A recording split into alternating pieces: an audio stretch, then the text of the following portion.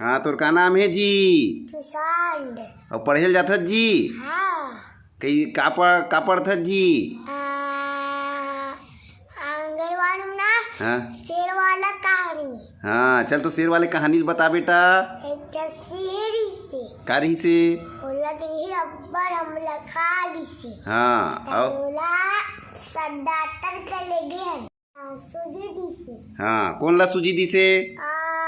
The आसेला शेर ला सूजी दी से तहान कैसे होई से? दवाई दी से। दवाई दी से तहान कैसे होई से? हम पी से हाँ जी तहान जी। घर में पी से तहन हाँ पीस तहान कैसे हुई जी? तहन कुछ नहीं हुई छे। वाह त कहानी पूर गई जी। हाँ। त कहानी पूरथे त कैसे कहते जी? हो गया अब।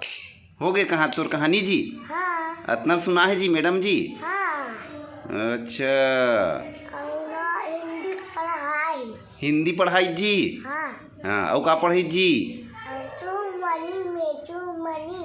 हाँ और मेरे पापा जाम लाई। मेरे पापा जाम लाई। हाँ। हाँ और का पढ़ाई से जी? चुननी है चुननी। हाँ मेरी दीदी ए लाई। का है लाई जी? जुई नहीं? जुई। हाँ और सीधा देख के पढ़ा, सीधा देख के बता, सीधा देख।